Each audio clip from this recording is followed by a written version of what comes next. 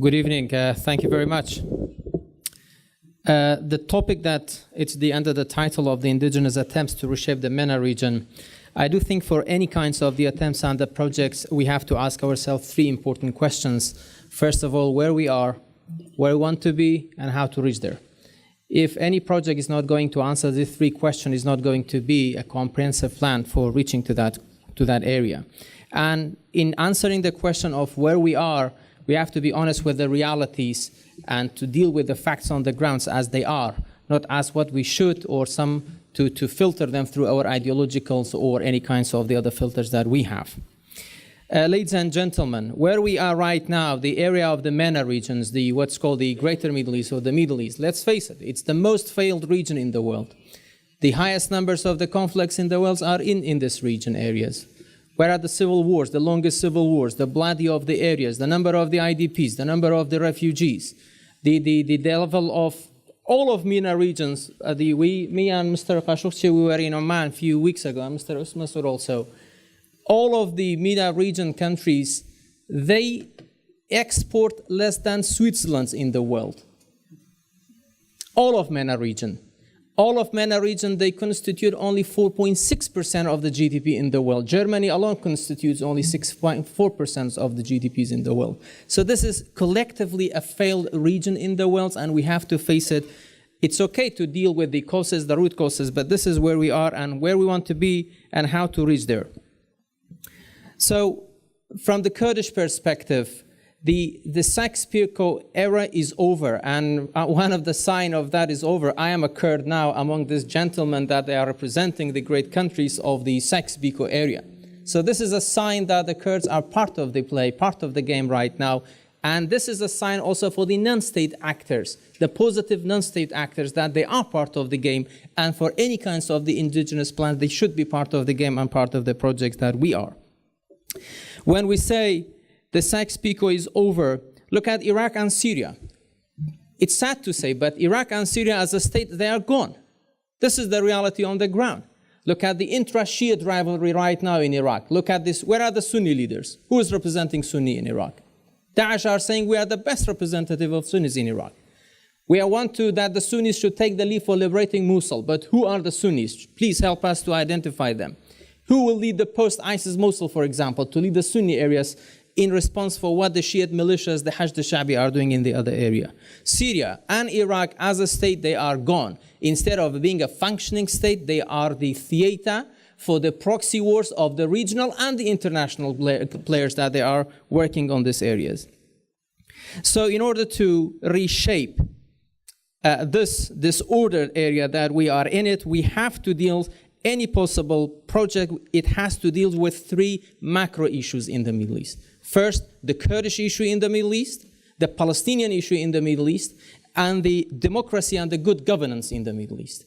When we say the Kurdish issue as the macro issue, it has some micro issues. For example, the Kurdish issue in Turkey is different from the Kurdish issue in Iraq, it's different from the Kurdish issue in Syria, it's different from the Kurdish issue in Iran. You can't have a one-size-fits-all solution for the macro issue, which is called the Kurdish issue. The same for the democracy and the good governance in the area.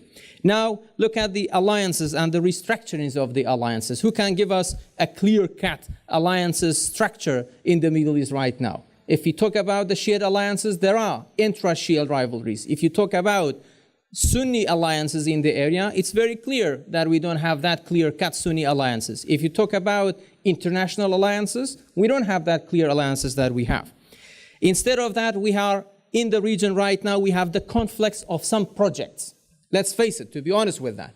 We have the Turkish project. We have the Iranian project. We have the Saudi Arabia's and the Saudi Sunni-led project. We have the US project, we have the Russian project, we have the Israeli project, and we have also the radical and the extremist project. Beside that, also we have the globalization projects and its impact on the MENA regions. So how we can find common grounds among all of these different and conflicting projects, that should be dealt with in restructuring the processes for that, what we are looking at.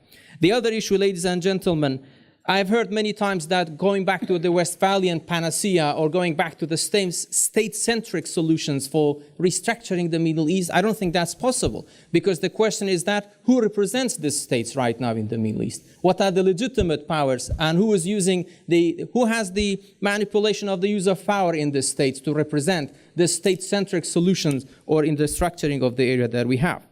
So, for that, we have to develop a plan to identify what are the goals for the major players, for the regional players, for the domestic players, and what are the mechanisms that we are going to deal with that.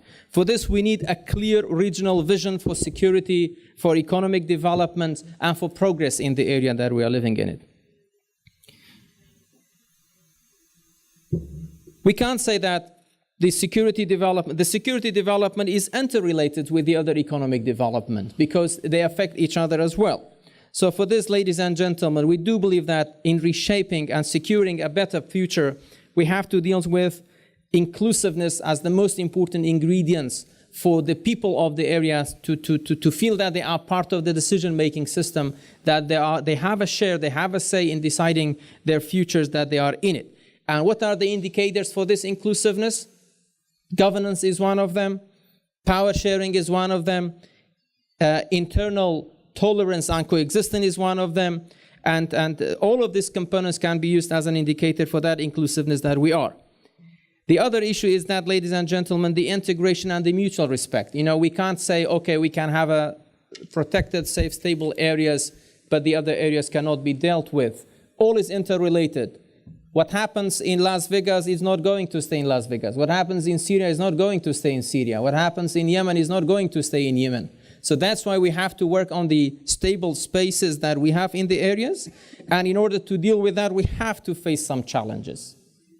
Without dealing with these challenges, those are terrorism is the biggest challenge. Political reform is the challenge. Civil society institution is the challenge. Tolerance and coexistence is the challenge. Religious pluralism, do we accept that, is the challenge. So that's effective and functioning governance also is the challenge that we have.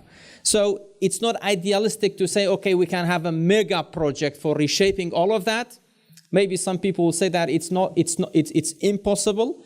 But what's the work of the human determination is to make the impossible possible and to try with it to break down these mega projects into micro projects. And we have to not to be pessimistic and to surrender to the terrible atmosphere that we are in it, and let's do and work together, all of us, to be part of a better future for all of us.